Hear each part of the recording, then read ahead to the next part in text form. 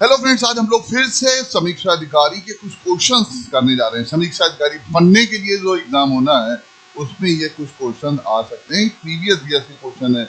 मैं ये नहीं कहता हूं कि ये क्वेश्चन आएंगे, लेकिन मैं इस बात की गारंटी देता हूं कि अगर आपने इन क्वेश्चन को याद कर लिया तो शायद आप ऑप्शंस में कुछ क्वेश्चन को, कुछ उनके ऑप्शंस को एलिमिनेट करके सही आंसर तक पहुंच जाए। तो समीक्षा अधिकारी के लिए जीएस का जो पेपर है वो हमेशा से टफ आता है, और उसमें भी जो हिस्ट्री है वो काफी डीप हिस्ट्री पूछी जाती है, कंप्लीट हिस्ट्री पूछी जाती है। तो आज हम लोग यहाँ पे स्टार्ट करने जा रहे हैं और इससे स्टार्ट करेंगे कि भाई जो आचार्य हुए हैं प्रमुख प्रमुख विचारों के, और उनके सिद्धांत कौन कौन से रहे हैं। तो सबसे पहले हम लोग बात करते हैं आचार्य लकुलिश जी की। तो जो लकुलिश जी हैं ये किस संप्रदाय से जुड़े रहे हैं? तो इनका जो संप्रदाय है वो कौन सा है? पाशुपत। पाशुपत जो सिद्धांत है ये शैव संप्रदाय से जुड़ा हुआ है, यानी शैव धर्म में ही एक धर्म एक विचार जो है वो पाशुपत है। ठीक है, तो लकुलिश जी ए के 3 होते हैं, तो इस दो में से एक ऑप्शन सही हो सकता है, या बी या सी। फिर नागार्जुन जी की बात करें तो नागार्जुन जी जो है वो शून्यवाद से जुड़े हैं, और शून्यवाद अगर आप देखें जिस हिसाब से हम नागार्जुन जी को पढ़ रहे हैं तो ये बौद्ध धर्म से जुड़े हुए थे, बौद्ध धर्म की भी महायान शाखा से जुड़े हुए थे, और उसी समय ये खोज हुई है। फिर हम लोग बात करते हैं भद्रबाहु जी की। आपको पता है भद्रबाहु जी जैन आचार्य बहुत महान संत रहे हैं, और भद्रबाहु जी वो महान संत हुए हैं जो जैन धर्म से जुड़े रहे हैं। और इनकी बहुत सारी विशेषताओं में एक और विशेषता जिससे आप याद कर सकते हैं, वो विशेषता क्या है? वो विशेषता ये है कि चंद्रगुप्त मौर्य, यानी चंद्रगुप्त मौर्य जो है वो आचार्य भद्रबाहु जी के साथ ही कहाँ गया था? श्रवण बेलगोला। कहाँ गया था? श्रवण बेलगोला यहाँ पर गया था, और वहां जाकर के उसने जो है अपने प्राण त्यागे थे।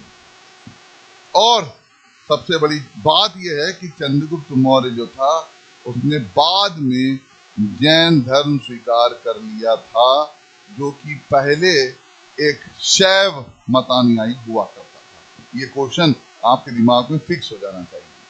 फिर हम लोग बात करते हैं गोशाल। तो मक्खली गोशाल ये आजीवक सिद्धांत के समर्थक रहे, और आजीवक संप्रदाय जो है वो अपने समय में बहुत महान संप्रदाय रहा। गौतम बुद्ध जी भी सर्वप्रथम आजीवक विचारकों के सानिध्य में गए थे। ये आप समझ लीजिए, तो ये कितना इंपॉर्टेंट विचारधारा रही होगी ये आप इसी से समझ सकते हैं। तो इस प्रकार से इस क्वेश्चन को हम लोग सॉल्व कर लेते हैं। अब हम बात करते हैं बौद्ध धर्म में त्रिरत्न की बात करें। त्रिरत्न का मतलब है 3 रत्न। रत्न जानते हैं? मूल्यवान चीज, मूल्यवान विचार। तो हर एक धर्म में त्रिरत्न बताए गए हैं, जैन धर्म और बौद्ध धर्म में खासकर बताए गए हैं। तो पहले आपको समझना है कि ये जो बौद्ध धर्म है इसको एक नास्तिक धर्म भी कहा गया है। अपने समय में क्या बोला गया है? नास्तिक धर्म भी बोला गया है। और उसी धर्म में जो त्रिरत्न है, नास्तिक धर्म क्यों बोला गया है? क्योंकि ये वेदों को नहीं मानते हैं, वेदों को नहीं मानते हैं, ईश्वर को नहीं मानते हैं।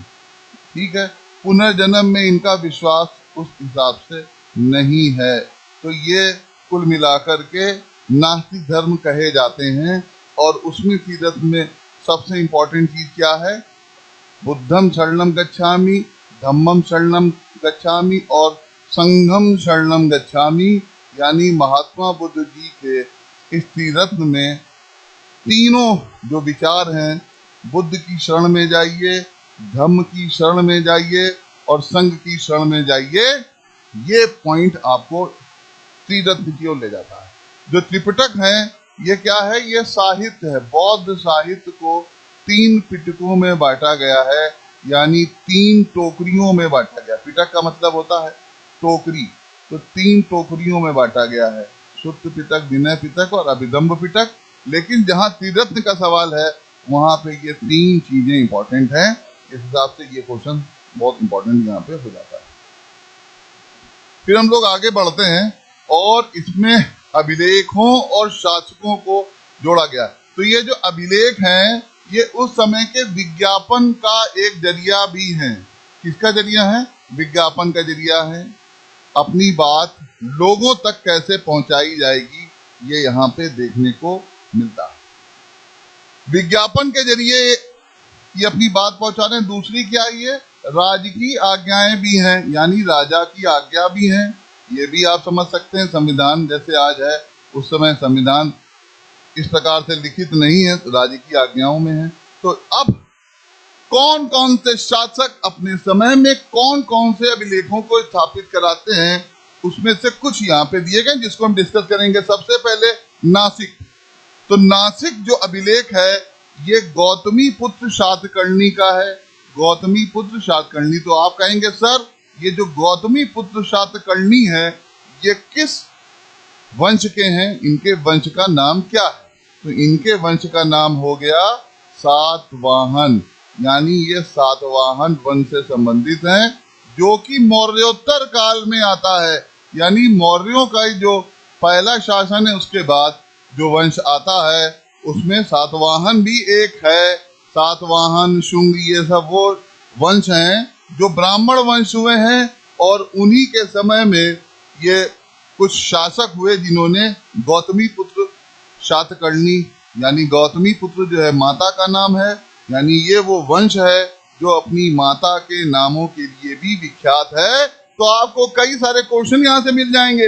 यही वो जगह है जहाँ पर ब्राह्मणों को पहली बार भूमि दान देने का प्रमाण मिलता है। भूमि दान देने का प्रमाण भी यहीं से मिलता है। तो आप समझ सकते हैं कि ये सातवाहन वंश किस चीज के लिए फेमस हो गया, यानी ब्राह्मणों को पहली बार भूमि दान देने का जो अभिलेख स्थापित कराया गया, जो प्रमाण मिलता है वो सातवाहन से मिलता है, और वो नासिक शिलालेख में मिलता है। और नासिक शिलालेख जो है किससे जुड़ा हुआ है? गौतमी पुत्र शातकर्णी से जुड़ा है। फिर हम लोग दूसरे ऑप्शन पे आते हैं जो हाथी गुंफा अभिलेख है। तो हाथी गुंफा अभिलेख जो है वो खारवेल के समय का है। अब आप कहेंगे कि सर खारवेल किस वंश का है? तो खारवेल चेदी वंश का है। अब चेदी वंश आपने हो सकता है सुना है कि नहीं सुना है, लेकिन मैं आपको बता दूं कि चेदी वंश ऐसा वंश हुआ जिसका पूरा का पूरा जो साम्राज्य था वो वहां उड़ीसा तक पहुंच गया था। अब हाथी गुंफा अभिलेख है कहाँ? ये उदयगिरी पहाड़ियों में, उड़ीसा में है। उदयगिरी पहाड़ी, और उसमें भी कहाँ है? उड़ीसा में है। और सबसे मजे की बात क्या है कि चेदी शासक खारवेल जो है ये जैन धर्म को मानते थे। किसको मानते थे? जैन धर्म को। अब मजे की बात एक और है कि जैन धर्म को मानने वाले शासक जो व्यक्तिगत जीवन में अहिंसा को प्रमुखता देते हैं, जैसा कि आपको पता है कि जैन धर्म में अहिंसा सबसे प्रमुख है, उसके बावजूद भी इन्होंने तमिल संघ को युद्ध में पराजित किया। तो युद्ध में पराजित करने के लिए भी हिंसा का सहारा लिया गया था। यानी राजकीय कार्यों को करने के लिए हिंसा हो सकती है अगर राज्य के लिए आवश्यक है, लेकिन व्यक्तिगत जीवन में अहिंसा हो सकती है। ये खूबसूरती सी भारत के धर्मों में मिल सकती है और कहीं नहीं मिल सकती। तो खारवेल जो है वो हाथी गुंफा अभिलेख से संबंधित हो गए, और चेदी वंश के शासक हैं और जैन धर्म को मानने वाले हैं। इसी से एक वर्ड और जुड़ जाता है। चेदी वंश के संस्थापक कौन है? तो वो है महामेघवाहन। कौन है? महामेघवाहन। तो आपका एक क्वेश्चन और भी तैयार हो गया। फिर हम लोग बात करते हैं सी ऑप्शन का, भितरी अभिलेख किससे जुड़ा है? यहाँ पे ये ऑप्शन दिया है पुलकेशन द्वितीय, जो कि गलत है। भितरी अभिलेख जो है जुड़ा है गुप्त शासक से। गुप्त शासकों में भी किसका है? स्कंदगुप्त का भितरी अभिलेख। स्कंदगुप्त, ये स्कंदगुप्त वही शासक हैं गुप्तों के जिनके समय में हूणों का आक्रमण हुआ है। यानी जो विदेशी हूण थे उन्होंने भारत पर आक्रमण किया था स्कंदगुप्त के समय, और उसी में ये भितरी अभिलेख मिल जाता है। अब आपके मन में आ रहा होगा कि ये भितरी जगह जो है कहाँ है, तो ये आपको कमेंट करके बताना है कि भितरी अभिलेख में भितरी शब्द जो है वो कहाँ का है। लेकिन ये इंपॉर्टेंट किस लिए है? कई चीजों के लिए इंपॉर्टेंट है, जिसमें से सिंचाई के लिए सिंचाई के लिए जो सुदर्शन झील बनाई गई थी, याद आ गया आपको, तो चंद्रगुप्त मौर्य के समय से बनना शुरू हुई थी। जी हाँ, उसका उल्लेख भी यहाँ पे भी मिलता है। और कहाँ मिलता है? गिरनार, ठीक है, गिरनार पर्वत पे भी मिलता है। यानी जो गिरी और गिरनार अभिलेख है वो भी, उसमें भी उस सुदर्शन झील का जिक्र है और यहाँ पे भी है। और भीतरी अभिलेख में मंदिर का भी जिक्र मिलता है। तो गिरनार एक और आ जाता है जो गिरनार रुद्रदामन प्रथम का है, लेकिन ये शक है, ये शक है। तो ये इस प्रकार से ये क्वेश्चन यहाँ पे आपको देखने को मिलता है। एक गुप्तों के समय भी गिरी में अभिलेख मिलता है और शकों के समय मिलता है। तो शक शासक जो हैं उनका नाम है रुद्रदामन प्रथम और उनका अभिलेख है गिरनार और भीतरी अभिलेख है गुप्तों का। तो ये ऑप्शन गलत हो जाता है और भीतरी जो है यहाँ से जुड़ के मिलता है। लेकिन अभी हम लोग क्रॉस मैच कराने को भी देखते हैं कि भाई ये पुलकेशन द्वितीय का कौन सा अभिलेख हो सकता है। तो पुलकेशन द्वितीय चालुक्य शासक हैं और इनका जो अभिलेख होगा वो ऐहोल अभिलेख होगा। ये कहां पर है? ये एमपी में है। और मजे की बात क्या है, इसी अभिलेख में, ऐहोल अभिलेख में ही ये पहली बार प्रमाण मिलता है। ऐहोल अभिलेख में जो एमपी में है उसमें प्रमाण मिलता है कि पुलकेशन द्वितीय ने हर्ष को नर्मदा नदी के तट पर हराया है। किस नदी के तट पर हराया है? नर्मदा नदी के तट पर हरा दिया है। तो आपका क्वेश्चन यहाँ पे कंप्लीट हो जाता है। और पुलकेशन द्वितीय जो है वो चालुक्य वंश के हैं, आपको ये याद रखना है। अब हम लोग बात करते हैं कि कौन सा ऐसा शासक है जिसने विक्रमशिला विश्वविद्यालय की स्थापना कराई है।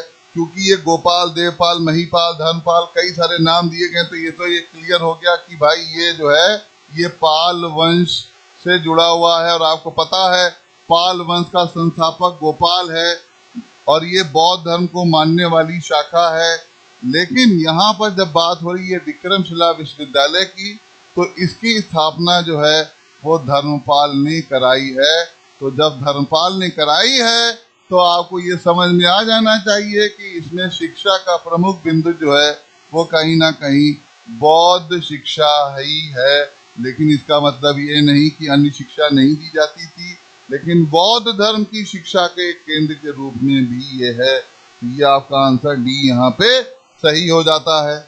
अब हम लोग बात करते हैं फिर से एक नए क्वेश्चन पे, जिसमें पूछा गया है कि कौन कौन से ऐसे शासक हैं जो कि विद्याधर, धंग, कीर्तिवर्मा, यशोवर्मा, ये सब किस क्रम से आते हैं। तो सबसे पहले अगर हम बात करें तो सबसे पहले कौन आता है? यशोवर्मा आते हैं। यशोवर्मा का शासनकाल जो है 930 से लेके 950 तक माना जाता है। तो देखिए सबसे पहले ऑप्शन में 3 कहाँ आ रहा है? 3 दो जगह पे आ रहा है। उसके बाद धंग आ जाते हैं। तो धंग का टाइम जो है 950 से लेकर के 980 तक का है। तो ये 2 हो जाते हैं। तो 3, 2, 1, 4 ये इंपॉर्टेंट हो जाता है और यहीं से मान लिया जाता है भाई ये ऑप्शन सही है। और धंग शासक बहुत ही वीर शासक रहे अपने समय में, युद्ध भी लड़े, कई विद्याधर ने भी युद्ध लड़े। अब हम लोग बात करने जा रहे हैं गुर्जर प्रतिहार शासकों की।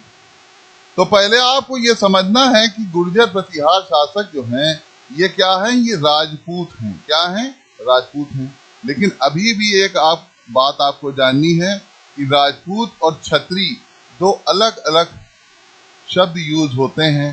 तो राजपूत और क्षत्रियों में अंतर होता है। तो राजपूत वंश जो है ये 8वीं शताब्दी में इनका उदय होता है। कब होता है? 8वीं शताब्दी में इनका उदय होता है, ये समझ लीजिए। जब 8वीं शताब्दी में इनका उदय हो रहा है तो ऐसी कंडीशन में उदय के लिए क्या हो रहा है? माउंट आबू पर यानी आबू पर्वत पर एक यज्ञ कराया गया है। और वो यज्ञ जो है उसमें वशिष्ठ जो ऋषि हैं उनको बनाया गया है गुरु। और वहां पर एक यज्ञ होता है जिससे 4 शाखाएं निकलती हैं, उसमें एक हो जाता है गुर्जर प्रतिहार। और इसमें भी आदि वराह, जब आपको पता है कि वराह जो टाइटल है ये हमेशा ध्यान रखिएगा, ये वैष्णव संप्रदाय से जुड़ा हुआ टाइटल होता है। यानी जो लोग वैष्णव होते हैं वो वराह शब्द या वराह की उपाधि अपने नाम के आगे लगा सकते हैं या राज्य में लगाया गया है। तो ऐसी कंडीशन में वैष्णव टाइटल के साथ में आदि वराह की उपाधि धारण करने वाला शासक जो है मिहिर भोज है। अब आपसे क्वेश्चन पूछा जाएगा कि भाई मिहिर भोज किस विचारधारा को या किस धर्म को मानता था, तो आपका आंसर हो जाएगा वैष्णव को मानता था। फिर हम लोग आगे बढ़ते हैं और यहाँ पर मध्यकालीन भारतीय इतिहास की बात करते हैं। और मध्यकालीन भारतीय इतिहास में आपको पता है कि क्रम जो है घटनाओं का, उसकी जानकारी होना बहुत ही इसेंशियल है, बहुत ज़रूरी है। क्यों ज़रूरी है? क्योंकि यही जो राजनीतिक विकास है, इसी से सांस्कृतिक, सामाजिक और आर्थिक गतिविधियां और विकास जुड़े हुए हैं। और ये पूरा का पूरा जो समय है, ये विद्रोह, युद्ध, धमकी, साम्राज्य विस्तार, इन सबसे जुड़ा हुआ है। तो इन चीजों को सबसे पहले उनकी घटनाओं के क्रम के अनुसार हम लिख लेते हैं। जैसे सबसे पहले मोहम्मद बिन तुगलक द्वारा राजधानी का स्थानांतरण, तो इसकी जो डेट है वो डेट क्या हो जाती है? इसकी डेट हो जाती है, भाई तुगलक की बात करें तो ये हो जाती है 1327 से 28, इसको लिख लेते हैं। अफगानपुर षड्यंत्र जो किस्सा है वो मोहम्मद बिन तुगलक यानी जौना खां के राज्यारोहण थे और इनके जो पिताजी हैं उनके पिता के मृत्यु से जुड़ा हुआ है। यानी जौना खां के जो पिता हैं, जिन्होंने निजामुद्दीन औलिया जी को धमकी दी थी कि मैं दिल्ली पहुंच रहा हूं और पहुंच करके सारी संपत्ति ले लूंगा, तो औलिया साहब ने कहा था दिल्ली अभी दूर है, हुनूर दिल्ली दूर है। तो ये अफगानपुर षड्यंत्र है, ये 1325 में होता है। ये लो भाई। अब हम लोग बात करते हैं जलालुद्दीन खिलजी। अब जलालुद्दीन खिलजी कौन है ये आपको पता होना चाहिए। ये अलाउद्दीन खिलजी के कौन लगते हैं, पहले ये समझना है। तो जलालुद्दीन खिलजी जो है वो अलाउद्दीन खिलजी के चाचा भी लगते हैं और ससुर भी लगते हैं। यानी ससुर भी हैं, चाचा भी हैं। इनकी हत्या जो है अलाउद्दीन खिलजी कर देता है 1296 में। और तराइन का जो सेकंड बैटल है, the second battle of Tarain, वो होता है 1192 में। तो अब आप आसानी से ये चीजें ऑटोमेटिकली लगा लेंगे। यानी सबसे पहले कौन सी घटना हो रही है? तराइन का सेकंड बैटल 1192, 4 पॉइंट है। यानी सबसे पहले 4 आ रहा है, क्योंकि इन ऑप्शन में कोई और दिया ही नहीं है, इकलौता ये 4 से शुरू होने वाला शब्द है, 4 से शुरू होने वाली क्रिया है, तो ये ऑप्शन हो जाएगा। फिर दूसरे पे जलालुद्दीन खिलजी की हत्या 1296, इस तरीके से ये पूरा उल्टा क्रम लग जाता है, ये आपका क्वेश्चन सही हो जाता है। फिर हम लोग बात करते हैं, ये बहुत इंपॉर्टेंट है, यानी राजस्थान के जो राज्य हैं, राजस्थान के ये राजस्थान के जो राज्य हैं, इस राज्यों से जुड़े हुए लोग कौन कौन से। तो अगर आप ये क्वेश्चन गौर से देख रहे हैं, बिल्कुल गौर से देख रहे हैं, तो ज्यादातर ये वो शासक हैं जो अलाउद्दीन खिलजी के समय, बिल्कुल आपने सही सुना है, अलाउद्दीन खिलजी के समय ये लोग राजस्थान में राज्य कर रहे थे। और कहीं ना कहीं इनका जुड़ाव जो है वो अलाउद्दीन खिलजी से, चाहे युद्ध के रूप में, चाहे संधि के रूप में, किसी न किसी रूप में रहा हो। यहाँ से हम देखते हैं, जैसे रणथंभौर का संबंध जो है वो हमीर देव से हो जाता है, तो ये ए का 4 हो जाता है, हमीर देव। चित्तौड़ आपको पता है कि जैसे ही कोई राणा शब्द आ जाए, आप समझ लीजिए इसका संबंध चित्तौड़ से है, तो ए का ये 3 हो जाता है, सॉरी ए का ये 3 हो जाता है, और ए का ये 3 हो जाता है और बी का 4 हो जाता है। फिर देवगिरी की बात करें तो राजा रामचंद्र की बात होती है, और कर्णदेव की बात करें तो गुजरात की बात होती है। लेकिन अभी क्वेश्चन ये पूरा नहीं है, ऐसे तो ये संबंध पूरा हो गया। इसी के समय अगर आप देखें तो अलाउद्दीन खिलजी की लड़के का विवाह भी एक लड़की के साथ में हुआ था, याद है। और उसके ऊपर एक बुक लिखी गई थी जिसका नाम था आशिकी। क्या नाम था? आशिकी। इसके ऊपर कई मूवी बन चुकी हैं। और ये लिखा किसने था ये आपको बताना है। तो आशिकी लिखे किसने थी, आशिकी किसने लिखी थी, ये आपको आंसर देना है, ये आंसर आपको देना है। और ये बहुत महत्वपूर्ण व्यक्ति ने लिखी है। ठीक है। और उस महत्वपूर्ण व्यक्ति को इतिहासकार भी बता दिया जाता है अलाउद्दीन खिलजी के समय का। तो ये सारे के सारे जो लोग हैं, कैरेक्टर हैं, वो अलाउद्दीन खिलजी से कहीं ना कहीं जुड़े रहे हैं। इसकी स्टोरी हम लोग बाद में पढ़ेंगे। फिर हम लोग बात करते हैं विदेशी यात्री और किस देश से आए। तो आप सोच रहे होंगे ये विदेशी यात्री भारत क्यों आते थे। उसके पीछे कई सारे कारण होते थे। एक तो ज्ञान होता था, फिर दूसरा धर्म दर्शन होता था, तीसरा व्यापार होता था, तीसरा राजकीय यानी राजकीय नीतियों के अनुसार ये मेन चीजें होती थी। जो इसके अलावा भी बहुत सारे कारण हैं। तो इब्न बतूता आपको पता है मोरक्को से आया था। और किसके समय आया है, तो ये आया है मोहम्मद बिन तुगलक के समय आया है। लेकिन अभी क्वेश्चन पूरा नहीं हुआ है। क्वेश्चन ये तब पूरा होगा जब आपको पता चलेगा कि इब्न बतूता जो है, इसकी एक बुक थी जिसका नाम था रेहला, और इसको जो है चाइना यानी चीन भी भेजा गया था, और इसको दिल्ली का काजी भी बनाया गया था। तो ऐसी कंडीशन में आपका एक पॉइंट से कई सारे क्वेश्चन यहाँ पे क्लियर हो जाते हैं। मार्को पोलो ये आया कहाँ से, इटली से आया था मार्को पोलो, और इसने लगभग साउथ इंडिया की पूरी विजिट करी थी, भ्रमण किया था साउथ इंडिया, दक्षिण भारत में ज्यादा देख रहा है। फिर अब्दुल रज़ाक की बात करें तो अब्दुल रज़ाक जो है वो फारस से आया है। कहाँ से आया है, फारस से आया है, और इसने विजयनगर की यात्रा करी है। किसकी करी है, विजयनगर की यात्रा ज्यादा करी है। विजयनगर की यात्रा जो है वो खूब सारी करी है। अब ऐसी कंडीशन में ये तुर्की वाला ऑप्शन जो है गलत हो जाएगा। अब फारस बन गया है आज का ईरान। तो हो सकता हो यहाँ पे वो ऑप्शन में दे दे क्या, ईरान, यानी वो ऑप्शन में आपको दे दे कि अब्दुल रज़ाक जो है वो कहाँ से आया है, ईरान से आया है। तो आप दोनों ही ऑप्शन लेके चलिए, ईरान भी और फारस भी। और नूनिस भी कहाँ से था, पुर्तगाल से था। एक चीज याद रखिएगा कि जब आपको ये पता चले कि पुर्तगाल शब्द यूज हो रहा है और आपको आंसर ठीक तरीके से ना पता हो, तब आप ये मान लीजिएगा कि ज्यादातर पुर्तगाली यात्री जो है वो विजयनगर की तरफ गए हैं। यहाँ जरूर जाएंगे क्योंकि विजयनगर और पुर्तगालियों के संबंध बहुत अच्छे थे, बहुत बेहतरीन संबंध थे। पुर्तगाली लोग अरब से घोड़ा लाते थे, विदेशी नस्लों के, विदेशी शराब लाते थे, विदेशी चीजें लाते थे, और यहाँ से विजयनगर से क्या ले जाते थे, सबसे जरूरी चीज मसाले।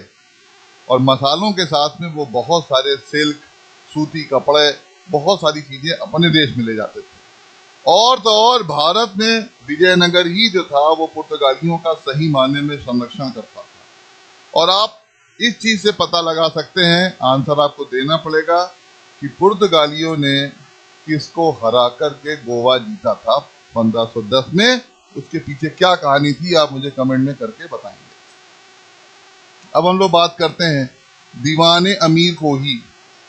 तो जब ये आप इस प्रकार के विभाग देखते हैं मध्यकालीन इतिहास में, तो ये एक प्रकार से किस प्रकार का सुधार होते हैं, ये होते हैं राजनीतिक सुधार। यानी कोई भी राज्य जो है वो अपनी राजकीय नीतियों में किस प्रकार के सुधार करता है, नए विभाग जोड़ता है या हटाता है। तो दीवाने अमीर जो है वो उस अधिकारी को बोला जाएगा जो आईएएस अधिकारी है। अकोही जो है वो कृषि विभाग है, यानी कृषि विभाग से जुड़ा हुआ जो दीवान है, दीवान ए अमीर कोही, दीवान विभाग का नाम हो गया।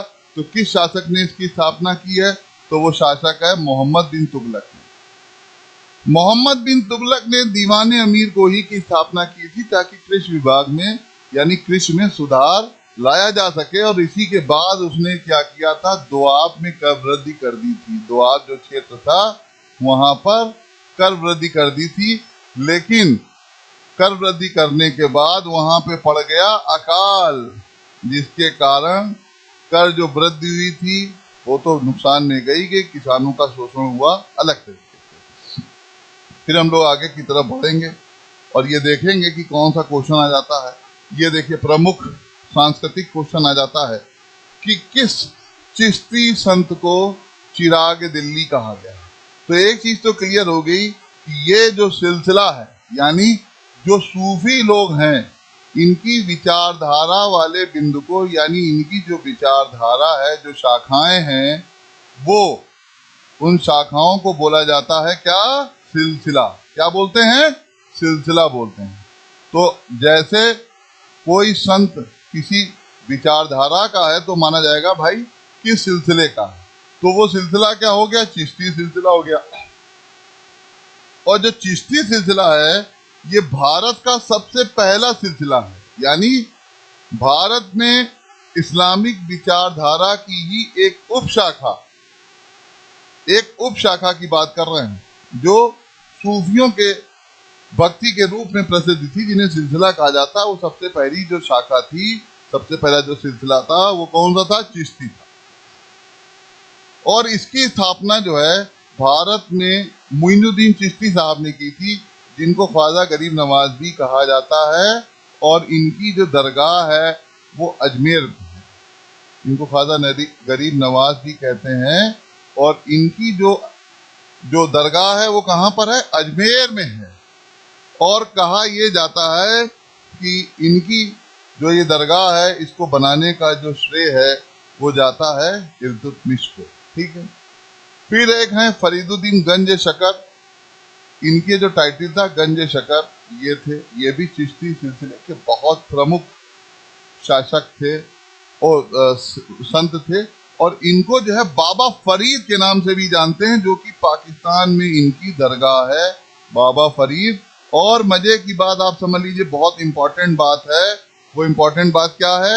इंपॉर्टेंट बात ये है कि बाबा फरीद के जो विचार हैं वो गुरु ग्रंथ साहिब में भी संकलित हैं, यानी सिखों के जो पवित्र ग्रंथ है गुरु ग्रंथ साहिब, उसमें बाबा फरीद के दोहे और विचार जो है संकलित किए गए हैं।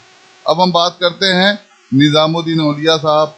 निजामुद्दीन औलिया साहब जो हैं, इनकी दरगाह कहाँ है? दिल्ली में। आपको पता है, वहीं पर इन्हीं के नाम से निजामुद्दीन स्टेशन का नाम भी रखा गया है, स्टेशन का नाम रखा गया है निजामुद्दीन।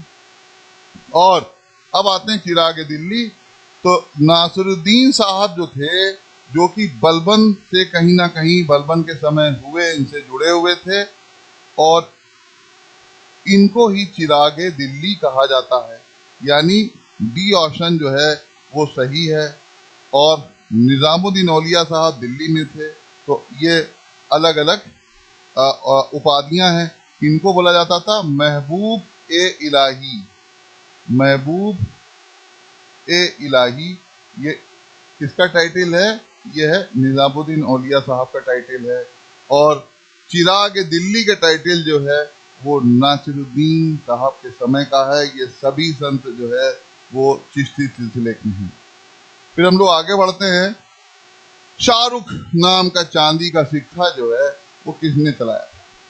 सिक्के चलाना जो है वो क्या आता है? वो मुद्रा सुधार में आता है। अगर आप कोई शासक मुद्रा सुधार करना चाहता है तो वो सुधार कैसे करता है? वो या तो नए सिक्कों का प्रचलन करेगा और या पुराने सिक्कों में कोई बदलाव करेगा। और सिक्के जो है ये देखे जाएंगे कि वो किस मूल्य के हैं, तो उसमें कौन सी धातु जो है प्रयोग की जा रही है। ठीक है। तो उस समय जो शाहरुख का नामक चांदी का सिक्का है ये चलाया है बाबर ने। तो क्वेश्चन ये भी आ सकता है कि बाबर ने जो शाहरुख नाम का सिक्का चलाया वो किस धातु का बना था? तो वो धातु का नाम क्या हो जाएगा? चांदी।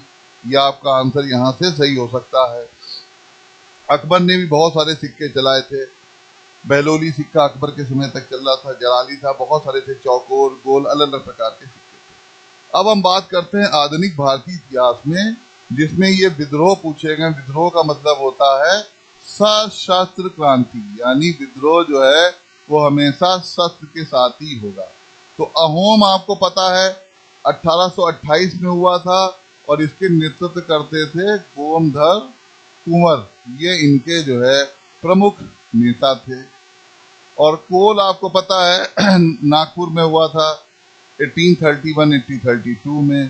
संथाल आपको पता है 1855 सिद्धू कानू, आपको ये पता ही है। ठीक है। तो ऐसे कई सारे नाम आप यहाँ से जोड़ के देखते हैं। फिर है मोपला। मोपला जो है असहयोग आंदोलन के दौरान हुआ था। मोपला विद्रोह कहाँ हुआ था? केरला में हुआ था। केरला, ये क्लियर हो गया। तो ऐसी कंडीशन में विद्रोह और उनके सूची का वर्ष आपको यहाँ से देखने को मिल जाता है। ठीक है, बाद में ये हिंदू मुस्लिम भी बन गया था मोपला। फिर चंपारण कृषि, ये चंपारण जो है, ये आपको पता है, ये महात्मा गांधी जब लौटे हैं कहाँ से? साउथ अफ्रीका से। उसके बाद उन्होंने भारत में सबसे पहला चंपारण आंदोलन किया, जो कि थोड़ा सा सक्सेसफुल भी था। यहीं पे इनके ऊपर कुछ जुर्माना लगाया था जो उन्होंने देने से मना कर दिया था। मेनली जो प्रॉब्लम थी वो क्या थी? नील कृषकों की प्रॉब्लम थी। और उसको बुलाने वाले आपको पता है राजकुमार शुक्ला जी थे, महात्मा गांधी को बुलाने वाले, जिन्होंने कहा था कि आप आकर के इसकी अगुवाई करिए। लेकिन इसमें अनुग्रह नारायण जी जो थे वो शामिल नहीं थे। आपको पता है अनुग्रह नारायण जी बहुत बड़े स्वतंत्रता संग्राम सेनानी हुए। इनके नाम से एक स्टेशन भी बना हुआ है, ठीक है, जो कि उत्तर प्रदेश में ही है। फिर हम लोग बात करते हैं कूका। कूका आंदोलन जो है वो धार्मिक सुधार आंदोलन था। यानी सिखों में जो एक धार्मिक सुधार आंदोलन हुआ है उसमें कूका आंदोलन का महत्वपूर्ण रोल है। और ये इसके प्रमुख जो संत हैं उनका नाम था भगता जवाहर मल। ये इनके प्रमुख नेता रहे, प्रमुख संत रहे, जिन्होंने ये शुरू किया था। और बाद में जो है इसको राम सिंह जी, इनके जो पुत्र थे, उन्होंने संभाला था। तो इनका जो एरिया है वो पंजाब होगा। ठीक है, इसको इस तरीके से आप याद कर सकते हैं। फिर हम लोग बात करते हैं गवर्नर जनरल और उनके द्वारा जो कार्य किए गए उनकी। तो गवर्नर जनरल जो है, अगर बात करें स्थानीय स्वशासन की, तो स्थानीय स्वशासन का संबंध लॉर्ड लिटन से नहीं है। लॉर्ड लिटन का जो टाइम पीरियड है वो क्या है? 1876 से 1880 का। तो ऐसी कंडीशन में लॉर्ड लिटन इससे संबंधित नहीं है, इससे संबंधित है रिपन। और रिपन का जो टाइम पीरियड है वो क्या है? 1880 से 84 का। ये फिर सहायक संधि की बात करें तो ये वेलेदली से संबंधित हैं। इनका टाइम पीरियड है 1798 से 1805। फिर राज्य अपहरण नीति की बात करें तो डलहौजी, इनका टाइम पीरियड क्या है? इनका है 1848 से 56। और फिर स्थायी बंदोबस्त की बात करें तो ये लॉर्ड कॉर्नवालिस के समय की बात है, लॉर्ड कॉर्नवालिस। और इनका टाइम पीरियड जो है वो क्या रहा है? 1793 और 1786 से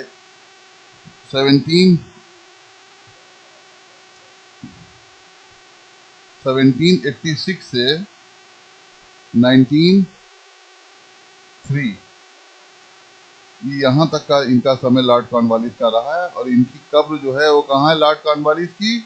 उत्तर प्रदेश के गाजीपुर में इनकी कब्र बनी हुई है। ये क्वेश्चन भी यहाँ से आपका क्लियर हो जाता है। इतने सारे क्वेश्चन अगर आप करते रहते हैं लगातार तो आपके क्वेश्चन सही हो सकते हैं। फिर हम लोग बात करते हैं घटनाएं। ये जो घटनाएं हैं इनको डायरेक्ट अगर आप याद करने की कोशिश करते हैं तो ये आपको याद नहीं हो पाएंगे, आसानी से याद नहीं होंगे। इससे अच्छा है कि एक क्रम के अनुसार इनको समझा जाए। जैसे गांधी इरविन समझौता आपको पता है कब हुआ है? सविनय अवज्ञा आंदोलन के बाद। तो उसके बाद सांप्रदायिक पंचाट, फिर द्वितीय गोलमेज सम्मेलन और नेहरू रिपोर्ट। तो सबसे पहले इसमें जो घटना आपको मिल रही है वो मिल रही है नेहरू रिपोर्ट, जो कि किससे जुड़ी हुई है? संविधान बनाने से। लेकिन भारतीयों को संविधान बनाने के लिए सबसे पहला मौका यहीं से मिल रहा है। तो हो गई नेहरू रिपोर्ट। इसका ऑप्शन सी और डी दो ही दिए हुए हैं, यानी सबसे पहले 4 आया हुआ है। उसके बाद पूछा गया है कि द्वितीय गोलमेज सम्मेलन, तो आपको पता है ये भी 1931 में हुआ है। और फिर 1932 सांप्रदायिक पंचाट, उसी का समझौता है। और गांधी इरविन समझौता मैंने आपको बताया है, ये 1930 में गांधी इरविन समझौता 30-31 में होता है। तो 4 के बाद 1 आना चाहिए, तो ये आ गया, ये आंसर बी यहाँ पे सही हो जाता है। अब मैं आपको फिर से बता देता हूं कि नेहरू रिपोर्ट जो है वो जुड़ी हुई थी किस चीज से? वो जुड़ी थी कि भारतीय लोग अपना पहला संविधान बना सकते हैं कि नहीं। उसी में नेहरू रिपोर्ट आती है, बाद में जिन्ना अपनी रिपोर्ट ले आते हैं। फिर गांधी इरविन समझौता जो है सविनय अवज्ञा आंदोलन के बाद समझौते के परिणाम स्वरूप है, जहां पर यह माना जाता है कि गांधी जी इस आंदोलन को समाप्त करेंगे और द्वितीय गोलमेज सम्मेलन में हिस्सेदारी करेंगे। यहीं से होता है, तो फिर द्वितीय गोलमेज सम्मेलन होता है। उसके बाद ही सांप्रदायिक पंचांग कम्युनल अवार्ड जो है वो लाया जाता है। और ये किससे रिलेटेड था? ये रिलेटेड था विधान सभाओं में आरक्षण की व्यवस्था क्या होगी। तो इस प्रकार से ये सारी चीजें आपके सामने आ जाती हैं। फिर राजनीतिक गुरु की बात करें, सुभाष चंद्र बोस साहब। राजनीतिक गुरु से क्वेश्चन क्यों आता है? राजनीतिक गुरु से क्वेश्चन इसलिए आता है क्योंकि जिस प्रकार का गुरु होगा, जिस प्रकार के महान गुरु होंगे, उसके शिष्य उसी विचारधारा पे चलेंगे। तो सुभाष चंद्र बोस साहब आपको पता सुधारवादी भी थे, एग्रेसिव भी थे और त्वरित परिणाम चाहने वाले व्यक्ति थे। कभी भी वो किसी भी अन्याय को सहन नहीं कर सकते थे। तो ऐसी कंडीशन में वो आदमी जिसकी विचारधारा थोड़ी सी कांग्रेस से अलग हो सकती है, कांग्रेस से थोड़ी सी विचारधारा अलग हो सकती है, वो उसका गुरु वही हो सकते हैं जिनकी थोड़ी सी विचारधारा कांग्रेस से अलग हो। और ऐसी कंडीशन में सबसे ज़्यादा जिनकी विचारधारा कांग्रेस से अलग हो गई थी, जिसके बाद जिन्होंने 1922 में स्वराज पार्टी की स्थापना की थी, वही हो सकते हैं। तो आप समझ सकते हैं जिस प्रकार के गुरु होंगे उसी प्रकार के उनके चेले होंगे। तो ये दोनों घटना एक दूसरे से जुड़ी हैं। आपका क्वेश्चन यहीं से आप पकड़ सकते हैं कि किस तरीके से विचारधाराएं अलग होने वाली चीजें थी। फिर ऑपरेशन रूबिकॉन, इसमें ऑप्शन दिया हुआ, कई सारे ऑप्शन दिए हैं। तो ऑप्शन रूबिकॉन जो है वो सेकेंड वर्ल्ड वार के टाइम की बात है, जब भारत में गांधी जी ने आंदोलन कर दिया था और आमरण अनशन कर दिया था और कह दिया था कि भारत को जब तक पूरी तरीके से शासन नहीं सौंप दिया जाएगा तब तक मैं आमरण अनशन करूंगा। और अंग्रेज लोग ये सौंपने वाले नहीं थे, तो उन्होंने ये सोच लिया था कि गांधी जी की मृत्यु हो जाएगी। और चुपके चुपके उन्होंने ये भी डिसाइड कर लिया था कि ऑपरेशन रूबिकॉन के नाम से गांधी जी की जब डेथ हो जाएगी तो वो किस रास्ते से ले जाएंगे, क्या उनकी नीतियां होंगी, अन्य भारतीयों के साथ क्या होगा, सारी नीतियां उन्होंने इसके अंतर्गत बना ली थी। तो ये ऑप्शन हो जाएगा जेल में गांधी के आमरण अनशन से, जो कि गांधी जी ने एंड टाइम पे तोड़ करके फिर से अंग्रेजों की उस पूरी षड्यंत्र का पर्दाफाश कर दिया था। ठीक है, तो अब हम लोग फिर से नेक्स्ट क्वेश्चन की तरफ बढ़ते हैं और जहां पर फिर आ जाते हैं समाचार पत्र और उनके संपादक के। तो अगर इस नेचर की बात करें कि संपादक की बात करें कि नेचर कैसा है, तो समाचारों का जो नेचर है वो सामाजिक सहयोग या सामाजिक सेवा है। सामाजिक सेवा है, बिजनेस नहीं है, यानी प्रॉफिट कमाना नहीं है। समाचार पत्र जो है वो व्यक्तिगत या सामूहिक चंदे से बनाए जा रहे हैं। ठीक है, चंदे से बनाए जा रहे हैं। तो ऐसी कंडीशन में उनके जो संस्थापक हैं उनको देखना जरूरी है। जैसे समाचार दर्पण है, तो समाचार दर्पण जो है वो जुड़े हैं जेसी मार्शमैन। ये फिर मिरातुल अखबार सबसे कॉमन अखबार है, ये राजा राम मोहन राय जी से। केसरी आपको पता है, केसरी जो है तिलक साहब का है और केसरी जो है वो मराठी भाषा का पत्र है। किस भाषा का है? मराठी का है। और यंग इंडिया आपको पता है महात्मा गांधी जी का है। इस प्रकार से इन ऑप्शन को देख लें, A4 B1, तो ये ऑप्शन आपका डी हो जाता है। इस प्रकार से क्वेश्चन आंसर न्यूज़पेपर से अक्सर आते रहते हैं। न्यूज़पेपर आपको देखने पड़ेंगे, उससे रिलेटेड एक्ट से क्वेश्चन आएंगे ही आएंगे। फिर हम बात करते हैं आज़ाद हिंद फौज साहब से कौन कौन नहीं हुआ था। तो मेजर जनरल शहनवाज खान आपको पता ही है कि जो आंदोलन हुआ था, जो लाल किला मुकदमा चला था, उसमें ये प्रमुख व्यक्ति थे। प्रेम कुमार सहगल, तो शहनवाज खान साहब, प्रेम सहगल साहब और ढिल्लन साहब, तीन लोग थे जिसपे लाल किले में मुकदमा चला था। तो ये तीन लोगों में दो नाम तो यहाँ पे है, तो आज़ाद हिंद फौज से तो जुड़े हुए हैं, तो दो नाम तो ये हो ही गए। अब इन दो नामों की बात करें तो मेजर करतार सिंह भी थे, लेकिन कर्नल शौकत अली साहब जो है बहुत बाद में आए हैं, इसलिए इनका नाम यहाँ पे सी रूप में देखने को मिलता है, जो उससे जुड़े हुए नहीं। फिर हम लोग आगे की बात करते हैं। खैर, अब ये क्वेश्चन समाप्त हो जाते हैं। कहीं ना कहीं आपको फिर से नए क्वेश्चन देखने को मिलेंगे जल्दी, लेकिन पढ़ने का जो तरीका है वो आपका क्लियर होना चाहिए, यानी याद करने की जो प्रक्रिया है वो हर समय प्रैक्टिस से होगी। घटनाओं और उनके क्रम को हमेशा याद रखिए। फिर मिलते हैं नेक्स्ट क्वेश्चन आंसर के साथ।